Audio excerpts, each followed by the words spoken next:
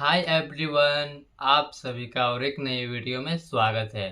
तो दोस्तों, अगर आप भी एक अकाउंटेंट हैं या फिर अकाउंटेंट बनने की तैयारी कर रहे हैं तो ये आज का वीडियो आपके लिए बहुत ही ज़्यादा काम का होने वाला है। क्योंकि देखिए, आज की इस क्लास में हम लोग डिस्कस करने वाले हैं कैश वाउचर्स के बारे में। देखिए, इसमें मैं ऐसे ढेर सारी चीज़ें आप तक शेयर करने वाला हूँ जो कि आप लोगों को नहीं पता होगा कैश वाउचर्स के बारे में। ठीक है, देखिए जनरली जितने भी एक्सपेंसेस होते हैं जो कैश में आप खर्चा करते हैं, तो वो सबको आपको लिख के रखना पड़ता है कैश वाउचर्स के में। ठीक है, तो आखिर इसको लिखते कैसे हैं, इसमें क्या क्या चीज़ें लिखनी पड़ती है, तो चलिए वो सब देखते हैं। और देखिए यहाँ पर आप लोग चीज़ ध्यान देंगे यहाँ पे कि किसी भी कैश वाउचर में जो एक्सपेंसेस लिखते हैं आप लोग, उसमें मैक्सिमम 10,000 एक किसी भी, जैसे कि सपोज हम पेमेंट कर रहे हैं राम को। ठीक है, तो राम को अब एक दिन में मैक्सिमम कैश में 10,000 रुपीज़, ठीक है, या उससे कम का पेमेंट कर सकते हैं, उससे अधिक का पेमेंट नहीं कर सकते हैं। ठीक है, हाँ, उसको अगर कोई और भी पेमेंट करना है तो आप उसको नेक्स्ट डे फिर पेमेंट कर सकते हैं। क्योंकि देखिए, गवर्नमेंट का ये रूल है कि अगर आप इस तरह से इसको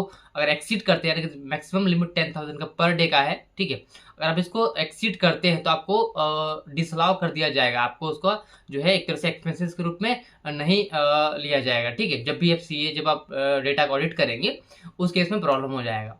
इसका देखिए, इसका एक बहुत बड़ा टॉपिक है जो कि आपको सेक्शन 40A, ठीक है, क्या है, सेक्शन 40A3, जो कि एक बड़ा टॉपिक है। तो इसको हम लोग किसी और वीडियो में डिस्कस करेंगे। ठीक है, तो आज की इस वीडियो में हम लोग सिंपली मैं आपको इसको लिखते कैसे, चलिए इसको लाइव देखते हैं एंड सीखते हैं।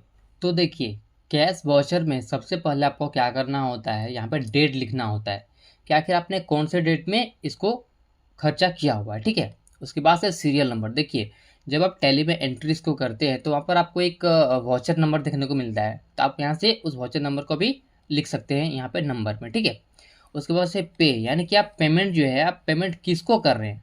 ठीक है, उस आदमी का आपको यहाँ पे नाम लिखना है। ठीक है, द सम ऑफ रुपीज़, यानी कि आपने उसको कितना रुपीज़ का पेमेंट किया हुआ है, आपको उसको रुपीज़ में यहाँ पे लिखना है। ओके, बिंग, बिंग का मतलब होता है आप उसको पैसा क्यों दे रहे हैं। ठीक है, जैसे सपोज उसको हम पैसा दे रहे हैं कि सपोज उसने जो हमारा गुड्स को जो है कस्टमर तक पहुंचाया, यानी कि समझ लीजिए एक तरह से डिलीवरी चार्जेस के रूप में उसको हमने पेमेंट किया हुआ है। ठीक है, या फिर हो सकता है अनलोडिंग चार्जेस, लोडिंग चार्जेस, इस तरह से जितने भी तरह का कुछ भी एक उसको पैसा देते हैं, उसका रीज़न क्या है, उसको यहाँ पे आपको लिखना होता है। ठीक है, वैसे ही एंड डेबिट। अब देखिए, डेबिट यानी कि आप सभी को मालूम होना चाहिए कि डेबिट ऑल द एक्सपेंसेस एक काउंटिंग का रूल होता है। ठीक है, डेबिट ऑल द एक्सपेंसेस, यानी कि जिस भी अकाउंट में हम इसको डेबिट करते हैं उस अकाउंट को आपको यहाँ पे लिखना है। जैसे कि सपोज हमने डिलीवरी चार्जेस जो है एक्सपेंस में अपने टैली में एंट्री किया हुआ है, तो आपको यहाँ पे लिखना पड़ेगा डिलीवरी चार्जेस अकाउंट। वैसे अगर आपने फ्रेट में इसको एक्सपेंस में अगर आपने खर्चा करा हुआ है तो आपको लिखना है फ्रेट चार्जेस अकाउंट, या तो फिर फ्रेट अकाउंट, या फिर unloading charges account, loading charges account, यानी कि उस तरह से आपको यहाँ पे जिस भी अकाउंट में आप इसको खर्चा में शो करेंगे टैली में, आपको उस चीज़ को यहाँ पे लिखना होता है। ओके, फिर यहाँ पे ऑथराइज्ड बाय, यानी कि इसको आखिर ऑथराइज किसने किया हुआ है, जैसे अकाउंटेंट कोई भी रहेगा उसका नाम यहाँ पे लिख देंगे कि उसका अकाउंटेंट ने इसको ऑथराइज किया हुआ है। ठीक है, received the above sum of rupees, कितना रुपीज़ आपको उसको अमाउंट में यहाँ पे लिखना है।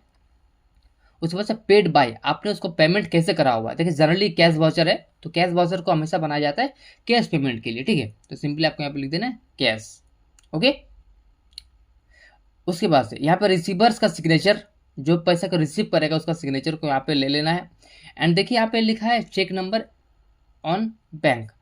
अगर देखिए, बहुत ही कम केस में ऐसा होता है कि हमने किसी आदमी को जो है चेक दे दिया। ठीक है, तो उसके बाद आप यहाँ पे लिख सकते हैं चेक का नंबर, उसके बाद से कौन सा बैंक का आपने चेक दिया हुआ है, आपको उसको भी यहाँ पे लिख लेना है।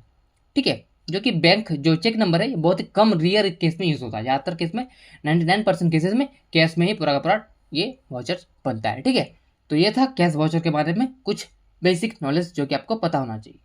और देखिए, इस वीडियो के बाद भी अगर आपके मन में किसी भी तरह का और भी सवाल है तो आप नीचे कमेंट सेक्शन में हमसे पूछ सकते हैं।